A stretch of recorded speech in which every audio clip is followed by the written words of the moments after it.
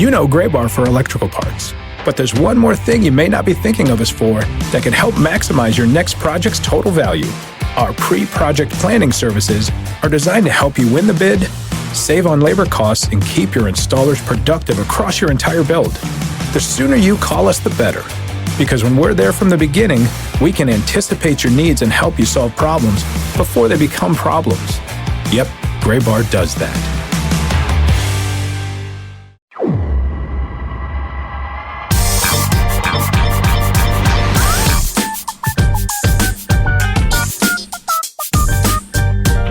Hey, hi, hello, welcome into this week's episode of the show. I'm not actually getting quieter. I just wanted to see if you would be weirded out by that, Sam. I mean, I am. I'm listening to you on not full blast, but like I wanted to turn up my podcast device. Just to be like, whoa, what is is going on with this dude? I'm just back from a few days in the mountains. My brain feels so cleared out. I'm also talking right now consistently because my phone is ringing in the other room and I forgot to turn the ringer off. And so I'm just trying to talk over it while it rings. But so my brain is cleared out. Figured I'd just start this episode by trying to confuse you.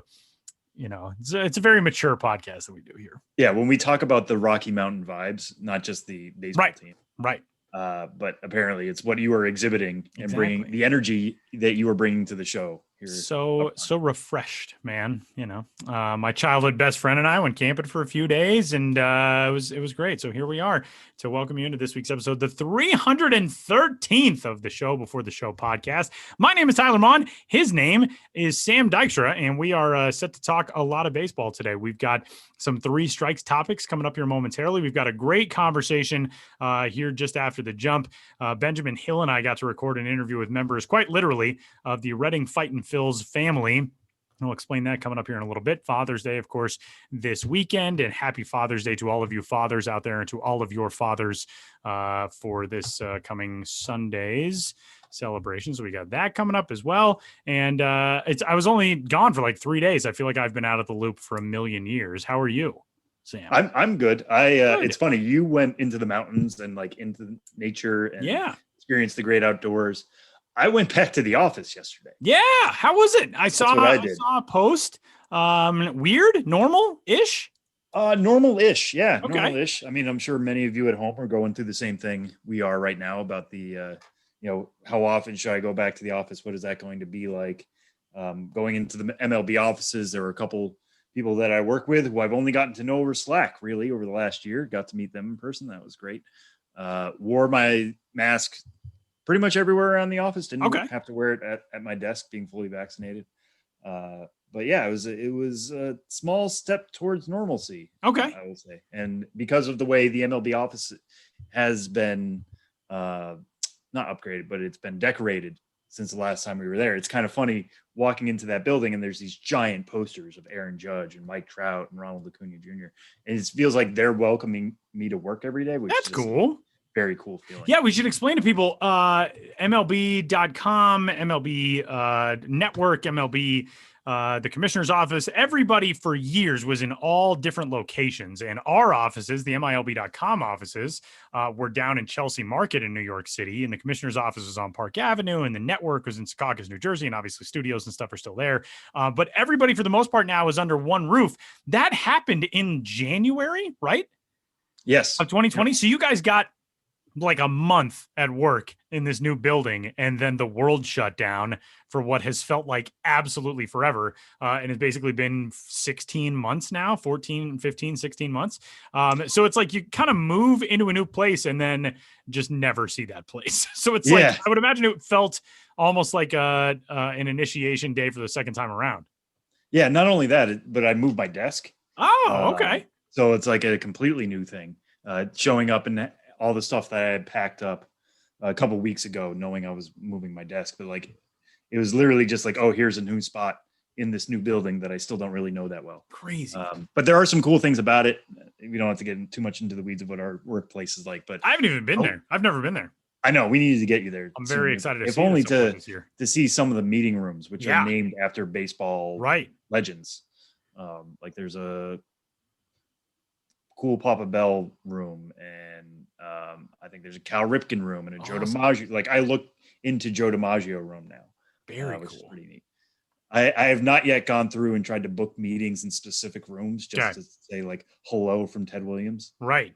But I might do that going forward. Yeah. We will do the podcast in some sweet room like that. Well, you'll do the podcast in some sweet room. I'll do the podcast in the same room that I always do it in. We can name your room the Vinny Castilla room. Yeah, that's true. We could do some cool. I mean, Larry Walker's a Hall of Famer now, so I feel like they should probably just name a room after him in that building.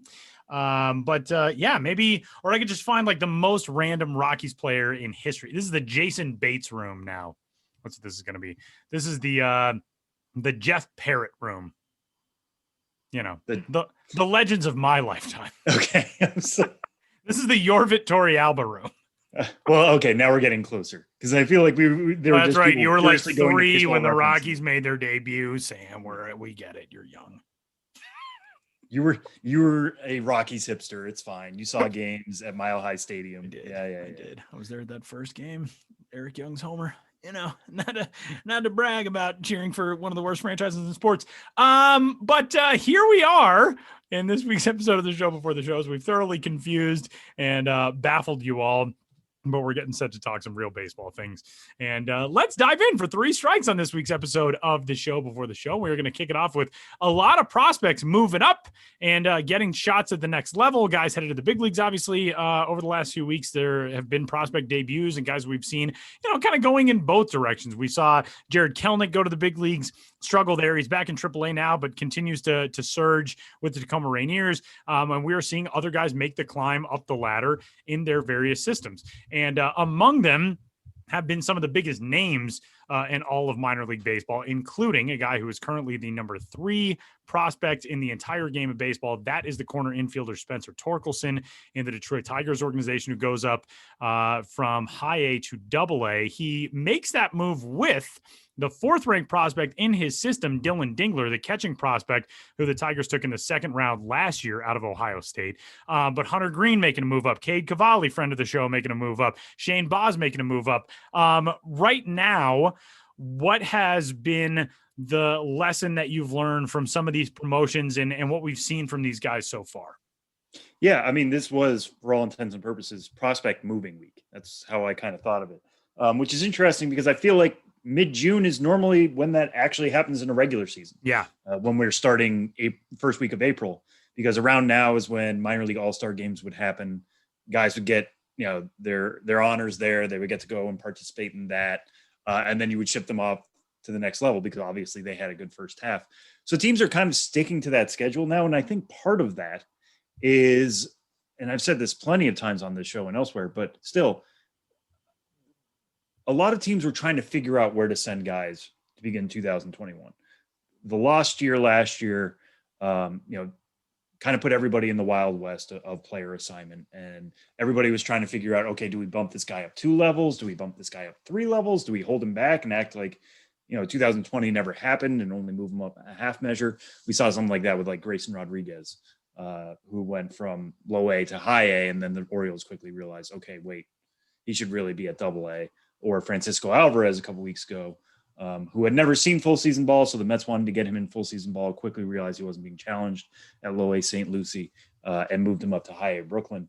This group is kind of, we knew that they were going to need to prove themselves a little bit longer. Spencer Torkelson and Cade Cavalli were 1st-round picks last year, so they didn't have any pro ball experience. So starting them out at high A, like you normally do with a college player, didn't feel that conservative or aggressive, really. It felt about right, but both guys absolutely dominated both of those levels. Torkelson took a little bit of time to warm up to high A, but I think part of that was he took some time off for a hamstring injury. Seems like a completely different hitter coming back, and finished up with a 312, 440, 569 slash line. So that was an OPS above 1,000. He had 5 homers in 31 games. Moving now to Erie, I think he's going to hit even more homers. Erie is actually normally a home run friendly ballpark. So we could see that slugging number take off the more he plays in Erie. But Cade Cavalli had a 1.77 ERA. He actually leads all minor league baseball now with 71 strikeouts and only 40 2/3 innings. Crazy numbers for him. He struck out 15 batters in 7 no-hit innings last time out on June 12th. And if there was ever a start to be like, hey guys, I really have nothing left to prove here, it's that. It's 15 strikeouts and 7 no-hit innings. He actually had double-digit strikeouts in 4 of his last 5 outings at Wilmington. So him moving up to Harrisburg made a lot of sense. Hunter Green, I think we've said this. We featured him in MILB TV games of the week, saying like, go watch Hunter Green because he's going to hit 100 consistently. He's going to get it up to 102 even. His slider has been really, really good, and his changeup seems to be improving. That's how you end up with 60 strikeouts and 41 innings for him and a 1.98 ERA in 7 starts. But he was somebody who missed all of 2019 due to Tommy John surgery, and then was pitching as part of like alt-site play and some instructs with the Reds last year. But the last time he pitched, he was at low A Dayton, and trying to come back from that Tommy John surgery. We just didn't know what kind of pitcher he was going to be like. Put him at double A. Even that felt maybe a tad aggressive, but still showed that he's very much the pitcher he was before the surgery. His results are even better on the field. He's matured in the way he pitches to batters. So get him that next challenge at AAA Louisville, and we'll see what happens to the Reds. I've heard people mention, could Green sneak into a bullpen spot by the end of the year? We'll see. We'll see what his pitch count's going to be at, what his innings limit is.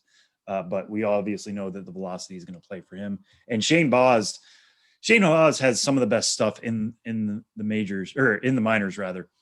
His fastball really moves. I remember when he moved from the Pirates to the Rays, he said the Rays really like the movement on that fastball, and they said, hey, just throw this. Like, it moves a ton.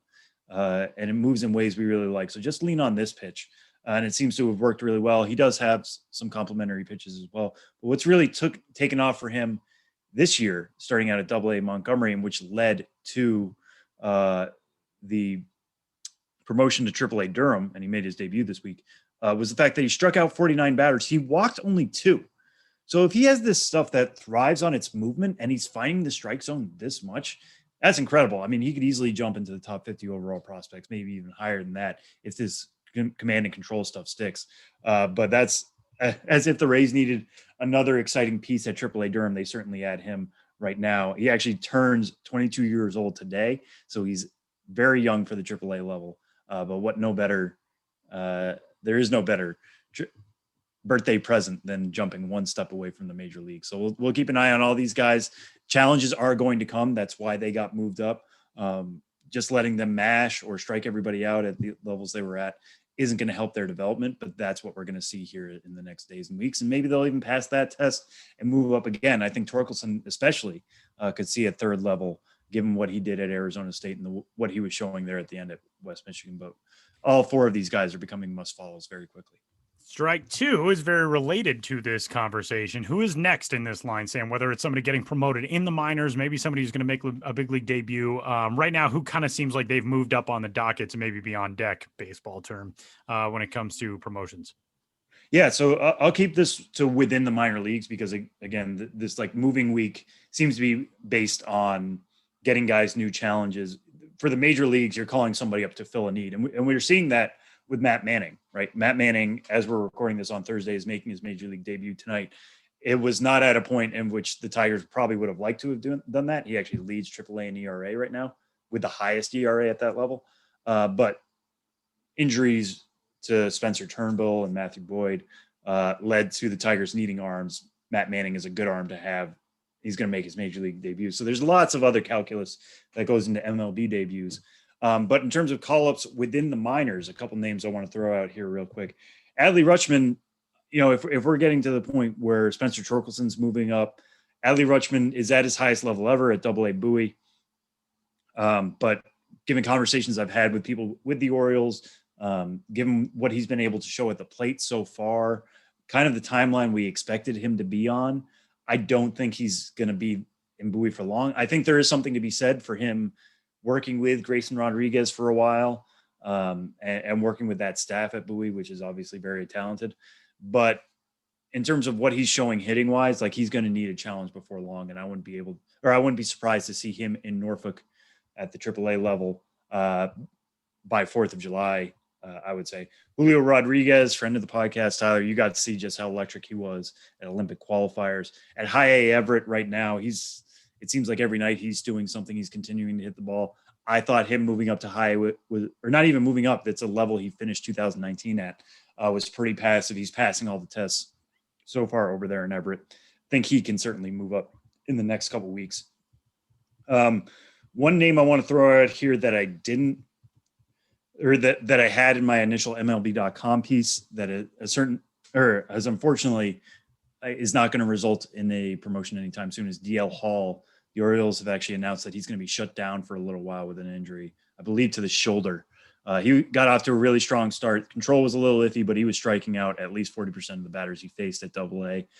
Really promising start. Getting him together with Rodriguez and Rutschman made that Bowie team very exciting to watch. And I thought Rutschman and Hall might not last very long given what they had already shown in 2021, but it sounds like it's going to be a while for them.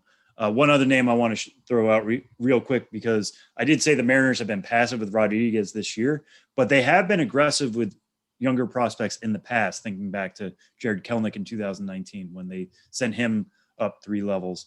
Noelvi Marte in that Mariners system, currently at low A Modesto, but just tearing the cover off the ball there. And yes, it is the old California League that Modesto plays in. But he's comfortably had, OPSs around 1,000 pretty much for the year. At the time I wrote this, his 999 OPS was second among all minor leaguers who are 19 or younger, only behind Francisco Alvarez, who had moved up. He's gotten better in June than he was in May.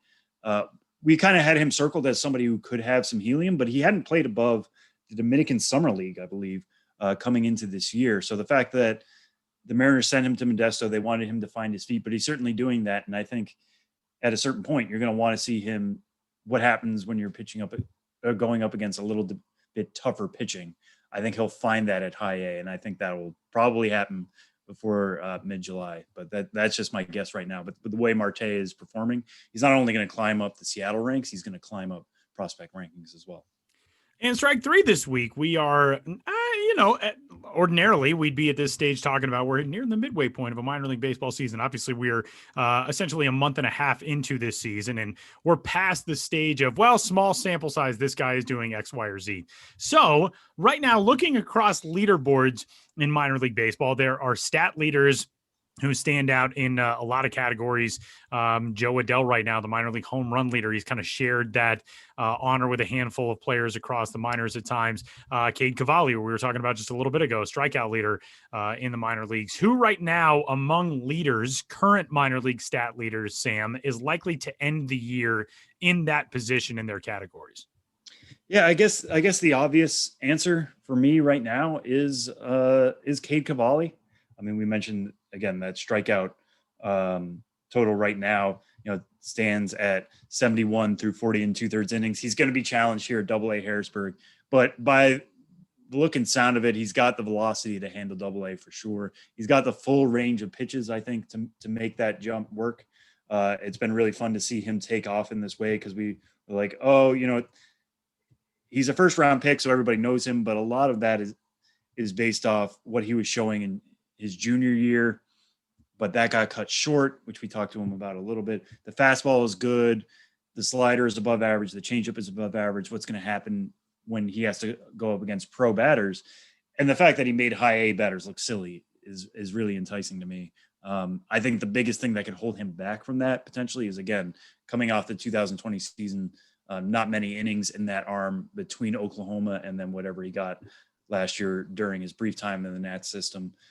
What is his innings limit going to look like? Are they going to cut him off at like 110 or 120, and that could hurt his ability to lead in strikeouts? But that's basically true of everyone, I guess. Like nobody really pitched a lot last year except for, in their backyards and in some facilities here and there. So I think if anybody, he's certainly like, other than Joe Adell, but Joe Adell's at AAA already. Like, I think he's going to get called up to the Angels at some point. And I don't think he's going to lead the minors in home runs, but he's like the most notorious minor league leader right now that I think that he could actually hold on to that. I mean, I do love, that Ken Waldichuk still has a 0.00 ERA over 32/3 innings. And it sounds like that's real. That's not like, he's been more dominant than we were expecting in the Yankee system. He too is moving up to Double-A Somerset, but I'm not going to project that anybody other than Jacob deGrom is going to have his ERA below 1. So we'll keep an eye on this stuff for sure. It's fun to check in at the 6-week level. Tyler, was there anybody you had on your list? I do very much love some of the names that pop out of, I don't want to say nowhere essentially, but names you haven't necessarily thought about a whole lot before. Waldichuk is a guy who I don't think the average fan probably really knows a ton about. There's a pitcher also in that Yankee system right now, in Glenn Otto, who has been putting up absurd strikeout numbers as of this season. I know I wrote up a blurb for one of his stories just the other day on, another 9 strikeout, I think 0 walk game for him. So there are these guys who on minor league leaderboards you may not be super aware of as of yet, but that's kind of where a lot of guys put themselves into the forefront of prospect observers' minds. Is there's so many guys in minor league baseball. Guys are going to fall through the cracks at times. And when you see performers take that next step and put up, absurd numbers, whether it's at a certain level and you think, okay, maybe this is just sort of a helium performance, a guy who's going to get promoted. And then all of a sudden we'll see what he's really made of. Somebody like Glenn Otto is doing this right now in Double-A with the Somerset Patriots. And so far this season, which is his 4th in pro ball, 3.95 ERA, which, maybe a little on the high side for a guy who's had these numbers, but he's struck out 69 batters and walked 11 in 41 innings so far this season. So that's an arm that, I've kind of come across over the last few weeks. And Ken Waldichuk, weirdly enough, is 1 spot ahead of him in the organizational rankings and is on that same Somerset roster right now. And in that rotation, 27th ranked prospect Waldichuk, the 28th ranked prospect is Otto. I love those guys who you don't really talk about. They're in the back end of organizational rankings, but all of a sudden they come on, you think, okay, maybe there's something here that, in the Yankee system, we're so mindful of Jason Dominguez and Davy Garcia and, Clark Schmidt and Oswald Peraza and all of those guys. Maybe there are other guys in this system who we need to be keeping an eye on as well. Those are some of my favorite stories across minor league baseball year after year. Yeah. And one other one I'll throw out real quick is Joe Gray Jr. Yeah. The Milwaukee Brewers. He leads minor league baseball right now in RBIs with 42 through 36 games at low A. Somebody who had been circled as like, this guy has a decent amount of tools. He has the raw power. He has above average speed. He has a good arm. Is he ever going to hit enough? We'll have to see. Starting out this year at low A in his age 21 season. So he is a little old for that level to be a legit prospect, but hitting above 300. He's got an OBP over 400. He's flirting with a 700 slugging percentage. He's taking all the boxes to put himself back on the map. And I know he's on the outside looking in right now of the Brewers list for MLB Pipeline, but between graduations, trades, all that kind of stuff, and his own performance, he's the exact type of guy who, through performance alone, could force his way back into it.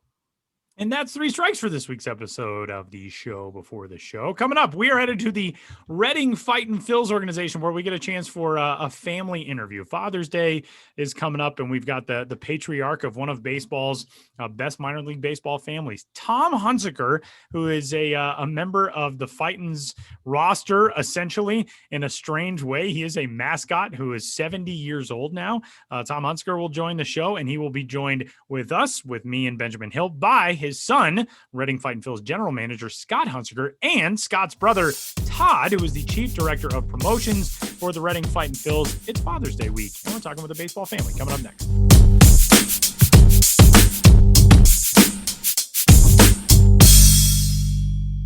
Here on the Show Before the Show podcast, Tyler Maughan and I are joined by 3 Hunsicker men. Scott Hunsicker, the general manager of the Reading Fightin' Phils, his brother Todd, the chief director of promotions, and their father, Tom, who I'm not sure if he has an official title, but he has perhaps the most impressive title as what we believe is the oldest mascot in minor league baseball. Tom just turned 70 years old. And so it's a very unique relationship here in Reading, Pennsylvania. Brothers on the same front office staff. Father is a mascot. This segment will be running the week of Father's Day, and we just wanted to tie it all together and talk about a unique father-son's relationship in minor league baseball. So first of all, guys, thanks for joining us. Thanks for having us. Good to be here. Nice. Yeah. So where to begin? We'll start. Scott, you've been with the team the longest, almost 30 years now. From that point, how did you get the rest of your family in on the operation? That's a great question. Well, it certainly wasn't part of the plan necessarily, but we have a really close family and do everything together. My dad was our coach growing up. So sports, we always sort of did it together. So when I started working here in '92, my father, my brother, my whole family would always come to the games, and they weren't that local.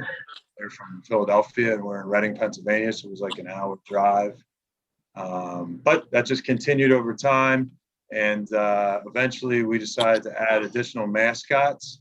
And we have like 5, 6 mascots, and as anyone who has mascots knows, the hardest thing about a mascot is the human inside the mascot. It's like a great concept to be like Disney World and have hundreds of mascots, but then you need a lot of humans, and it takes a special kind of person. So I was telling my father that story, and he's like, I've always wanted to be a mascot, and he was always so great with the kids as a youth coach and everything. So I wasn't too sure if he was serious or not, but long story short, he started mascotting and became a part of our organization as a mascot. And then shortly thereafter, my brother started an internship with us after his career in teaching, and he became the duck in the mascot band, and they're in the mascot band. I don't know how to play any musical instruments, so I'm just kind of like the sound guy, but that's kind of how we all ended up here together. And it's a family environment, as everyone listening to this knows. Minor league baseball is a family environment, and our organization is built around family atmosphere in the front office. So there's no better way to have a family atmosphere than to actually have real family. And I'm lucky. I get to go to work with my brother every day. I get to work with my dad as a mascot, 2 or 3 times a homestand. So it's awesome. I'm a blessed person. Yeah, it is awesome story. And you mentioned the mascot band, and we'll get to that in a moment. But to start, Tom, you just turned 70 years old recently, and I'm not sure if we keep records of these sort of things, but as far as anyone knows, you're the oldest mascot in minor league baseball, doing it for, I think, over 20 years now. How do you stay in shape and keep doing this? I mean, I'm quite a bit younger than you are, and I don't think I would have the stamina to be in a mascot suit, and you're doing it at age 70. It's a story of inspiration. So how do you stay in condition to do such grueling work while dressed as Change Up the Turtle? Oh, it's just staying active all the time. Playing golf, coaching Little League baseball, going to the gym. And when you love to do something, it really becomes quite easy to do it.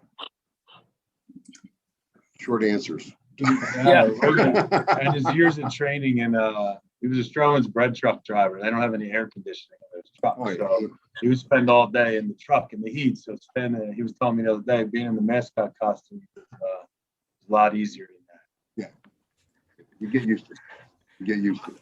Todd, for you being on the promo side, you guys always, between a promo director and a general manager, there's so much collaboration and coordination and all of that. But the fact that you've got a brother who's in that position, your dad is one of your mascots.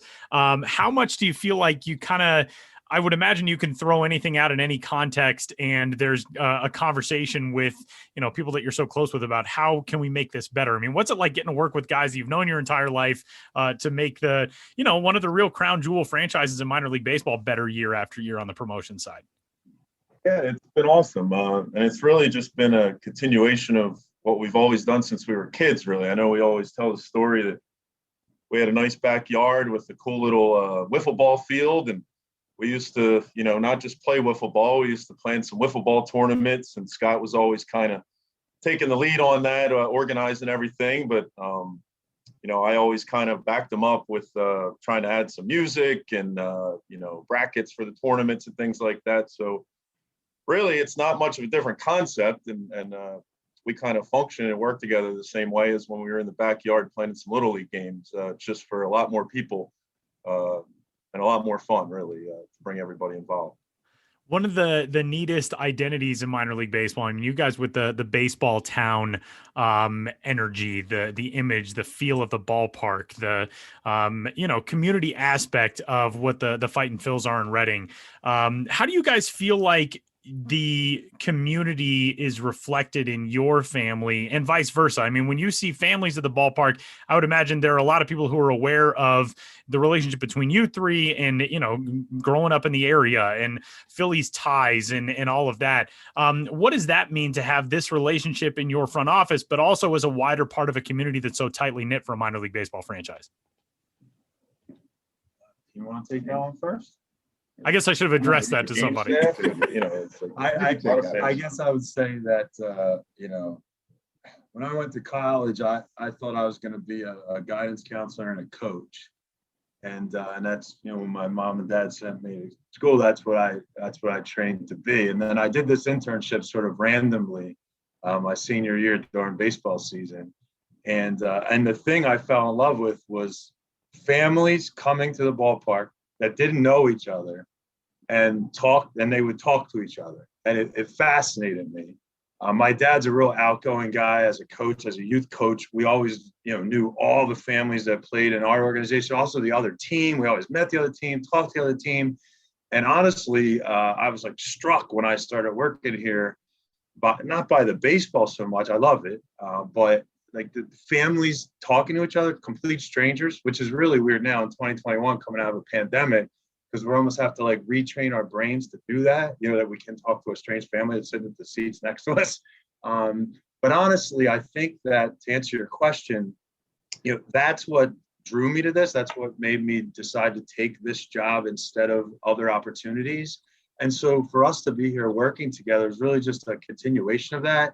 You know, and Ben's covered this before, but we have a concession stand where we have a grandmother, a mother, and grandchildren all working in the same concession stand. And so we're not unique here. This is a fascinating 3-generational place. You know, my kids work here a little bit now when they can. And so we're 3 generations, but we have that amongst our other game staff employees and our front office. Most of our front office's spouse and significant others work here, which is common around our industry. Look, we're here all the time. And I think my dad will tell you, you know, one of the reasons that he sort of took the mascot job was, you know, when your kid's 25 years old working in minor league baseball, you don't see him much. And one of the reasons he took the mascot job was a couple, 3 times a week, we'd get to hang out. Yeah, so that's kind of, you know, a long-winded answer, but there really is no line of demarcation between what we're doing and what our fans are doing when they come to the game. I mean, they're spending time with their family, and we're spending time with our family. So it's sort of a natural progression.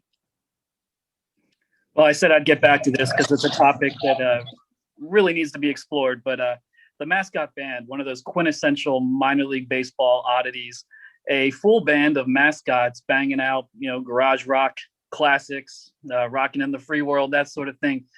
Todd and Tom are both members of the band, or at least, you know, their respective mascots are. And so tell me a little bit about the origin of this most unusual band and the kind of songs you like to play and what it's like having a father and son on stage rocking out as mascots. You know more about the origin. I guess let me tee it up and then you take it as the artist. So Chuck Domino had an idea. We had like a space in the stadium where we didn't know what to do. And he was trying to describe to me like Chuck E. Cheese, where you put like a quarter in and those like animated mechanical robotic things play music. I thought he meant like actual humans inside mascot costumes. He meant one of those mechanical things, which would have cost like $50,000, $100,000, those animatronic things, you know? So that misunderstanding led to, well, maybe we could have people play it. But I was like, dude, if you know musicians, like one of the reasons you're a musician is because like you want people to know it's you playing the music. So to like remove your identity was an oddity. The only chance at it was my brother was playing some guitar and singing. So I took the duck costume, I guess it was. And different game up here. I was just hanging out, you know, came up as much as I could in the summers when I was teaching. And they kind of threw the idea at me. And I happened to have a guitar in my car, which I often did it, you know, at that time in my life. Brought it inside. They put a mascot just a head on me and played a couple of chords, and everybody fell over laughing. And I think it was like 2 weeks later we debuted the mascot band. So it all happened very quickly, and it's pretty crazy to think 20 years later we're still doing it, and we still have the original 4 members of the mascot band.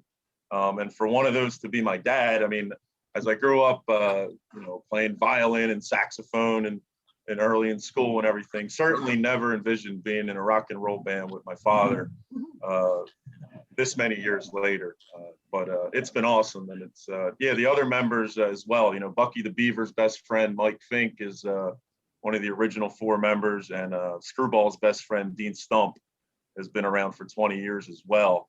We've had Blooper the Hound Dog has kind of rotated over the years, but we've had the same guy, Gene Sweeney, playing lead guitar as Blooper's best friend for probably 13 or 14 years now. So yeah, it's been quite a fun furry mascot ride. I gotta ask, are there like super fans of the mascot band? You guys get like the play Wonderwall. Like, what are your big hits? What's the fan dynamic like? There are. Well, it's funny, if we've found a certain we do mix the songs up to a certain degree, but there's definitely some songs we've been playing for like 20 years. When you find the humans that are willing to play in a mascot costume, and we actually find some songs that work, you don't mess with that. You stick with them. So it's a working generally, formula. I think for 20 years, we've opened almost every show with American Band by Grand Funk Railroad, and we've closed every show with Rockin' in a Free World, and in between, we just have a whole bunch of fun. So, but yeah, there are super fans of all ages, honestly. We used to be we started as a post-game concert band, really hanging around for the adults who wanted to have a few more adult beverages after the game. And that set list was a little different than what we do now, because we did realize that little kids weren't seeing the mascot band. The crowd after the game was more skewed toward adults. So about halfway into the mascot band years, they proposed the idea of switching it to a pregame concert. And that's really when it started to take off, and kids really started to identify with the band members, and with rock and roll, which is kind of, in today's modern music and everything, it's really nice to help promote good old fashioned rock and roll and playing some real instruments. So that's definitely always, an undercurrent of the mascot band's message as well. Rock and roll will never die. And Tom, you play the bongos in this band. Were you a accomplished bongo player going into this, or was it learning? No, they have 5 costumes. They needed somebody, so they looked around, and I said, "I'll do it." And I started on a pair of electronic drums, little Yamaha electronic drums, and then for Christmas I got a set of congas, which it's a great Christmas present for, I think it was 55 or something at the time. I got my congas.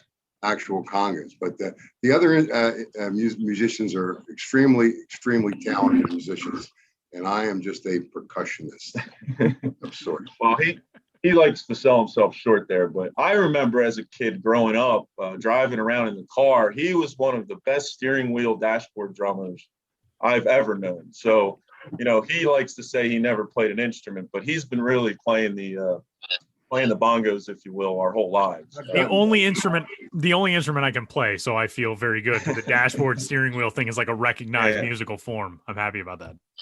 You can do more. You can do that. You can do more. You're an inspiration, Tom. Get a set of congas. Well, he always wanted to be in a rock and roll band.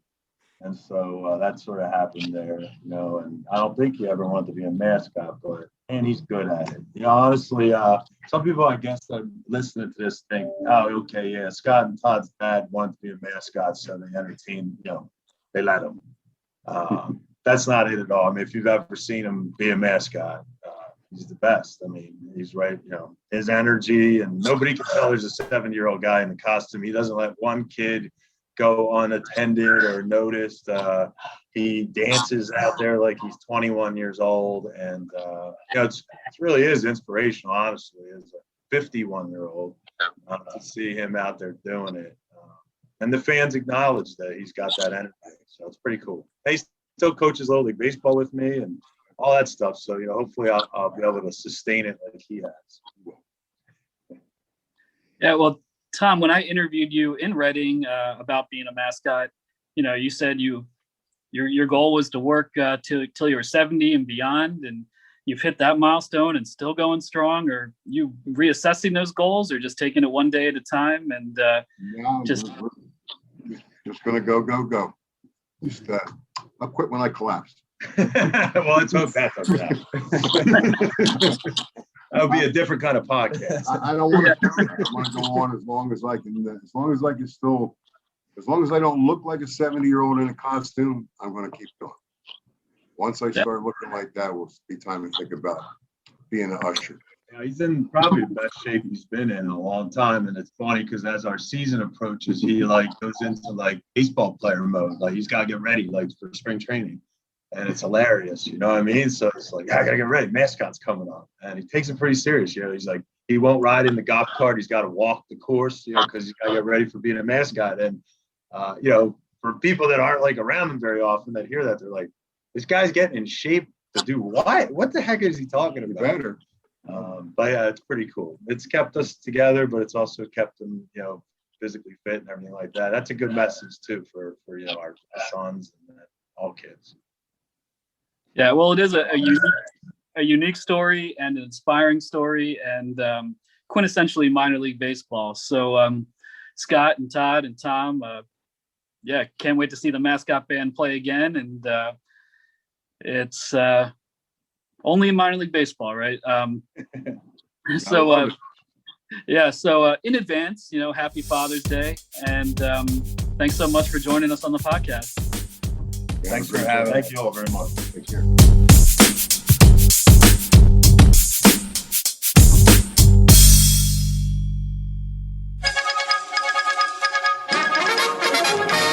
We interrupt this podcast to bring you another thrilling edition of Ghosts of the Miners. Now, here's your correspondent and host, Joshua Jackson.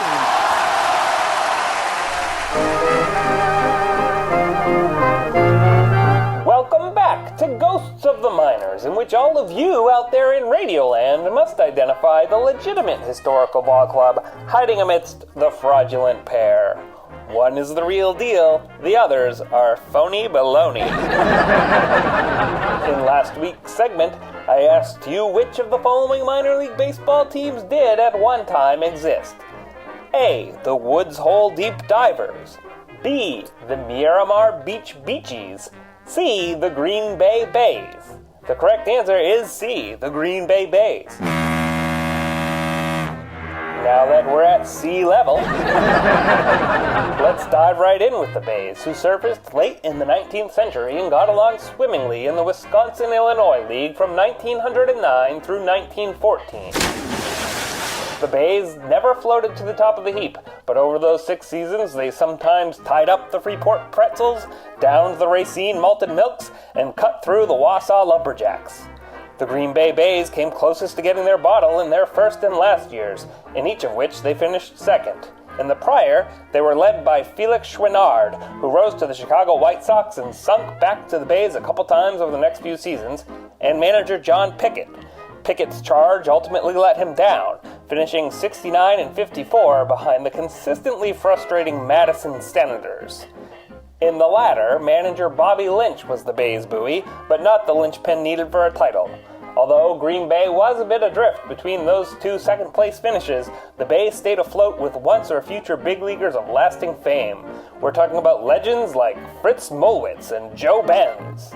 After the 1914 campaign, the Bays and the rest of the Wisconsin-Illinois League could find no port in the storm that was the financial reality of pro baseball in the second decade of the 20th century.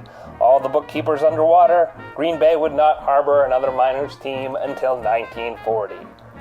We hope you've soaked up the facts on the Green Bay Bays, because that's about all the fun we can squeeze out of them. So now, let's test our gullibility with next week's question. Which of these unsuspecting teams of unsophisticated bumpkins gee-whizzed their way about the minors after the Second World War? Hey, Ma, look at that pointy-haired little girl. A. The East Moline Easy Marks. B. The Shreveport Suckers. C. The Riverside Rubes. Step right up, pay your nickel, and take a guess. Or just get the answer by tuning into next week's edition of Ghosts of the Miners. But for now, you'll have to excuse me. My producer Ben Hill is trying to make a peanut butter sandwich, and he's in an awful jam.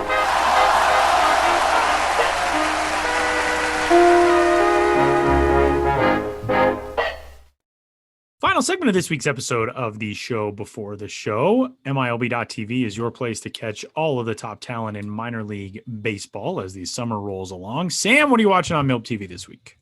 Yeah, so this week I got my eye on Altoona is visiting Erie. So I mentioned up front, the Erie Seawolves now have Spencer Torkelson, who I expect to have even more power at the AA level because of the way the Erie Park plays, but also Dylan Dingler, Tyler, who you brought up, has also gotten that call from high A to AA. Dingler is a pretty exciting player. He's fairly athletic for somebody who's a catcher. Like, he's got an above average run tool. He can be a good hitter. He's been an even better hitter this year than I was expecting. I know the Tigers were very excited to add him to their system, and were very excited based on what they had seen coming into this year. And he's certainly checked all the boxes. So don't just keep your eye on your Riley Green, your Spencer Torkelson, but also Dylan Dingler, I think, can be an exciting player. But you're going to want to watch all those three guys in the lineup regardless. But since they're playing the Altoona Curve also have O'Neal Cruz, who is somebody who I had circled as somebody who could get the call up to AAA pretty soon. He's somebody who already had AA experience coming into the year. He has added to that. He's got plus power. He had a highlight the other night in which his left fielder misplayed a ball. So he actually threw out a runner from short left field who was trying to get home. His arm really is a cannon. I tweeted out at the time, and I'll stand by this, the Pirates should just make him a right fielder at this point. He is way too tall to be shortstop. Yeah. Although all the reports there are pretty 6'7". 6'7". 7. 6'7". Yeah. A lot. Not hard to find him on the baseball field. Yeah.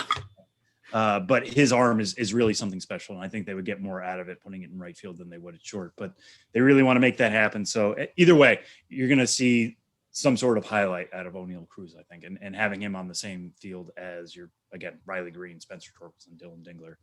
That's a pretty good matchup, and one you should all watch on MILB.tv. Tyler, what do you got your eye on? Yeah, I'm going to go to a place near and dear to your heart, and the Worcester Red Sox here in 2021, as Worcester getting this season underway for the first time at its new ballpark, Polar Park, which is Sam's Zoom backdrop, by the way, in a place that looks absolutely gorgeous as he shows it off here on the video. The Worcester Red Sox are rolling. They lost yesterday. We're recording this on Thursday, the 17th. That snapped a 7-game winning streak in which they swept 6 straight from Syracuse and then beat Lehigh Valley in the opener of a 6-game series at home against the Iron Pigs. That team is a very interestingly comprised roster, and there's 2 guys that I've got an eye on right now, and this is obviously in a selfish manner because I just saw them recently at the Olympic qualifier for the international game. But Jeter Downs and Jaron Duran, who both played in that qualifier. Jeter Downs for his native Colombia. Jaron Duran is part of the U.S. team that qualified for the Olympics, so potentially a guy who could be in the Olympics coming up next month. Those 2 guys have kind of struggled since they returned from the qualifier, but I know this is a group that, obviously the Red Sox are very excited about him with good reason. And those 2 guys, both pretty young, very dynamic talents. Jeter Downs is a really fun player to watch. He had 2 homers a few nights ago for the first time this season. He's only got 5 for the season, but he had 2 in a game on the 13th at Syracuse. He's a guy who, has the potential to do something really fun, really exciting every night. And Jaron Duran is just a very consistent player, and I know was one who really, really impressed his teammates, his coaches with USA Baseball. Todd Frazier could not stop raving about Jaron Duran, and he's a guy who, figures into that puzzle coming up in relatively short order, you would imagine, for the Red Sox. He's started the month a little bit slow, but have multi-hit games for 3 straight days from June 12th through the 15th, 3 straight games, I should say. So those 2 guys are in action this week against the Lehigh Valley Iron Pigs. You can catch that game on MILB.tv. And that'll do it for this week's episode of the Show Before the Show. You can get in touch with this podcast at MILB.com. You can tweet at us at Sam Dykstra, MILB, and at Tyler Mon. And for Benjamin Hill, who is not here, big thanks to Ben for his help with the interview. And for Sam Dykstra, I'm Tyler. We'll talk to you next week.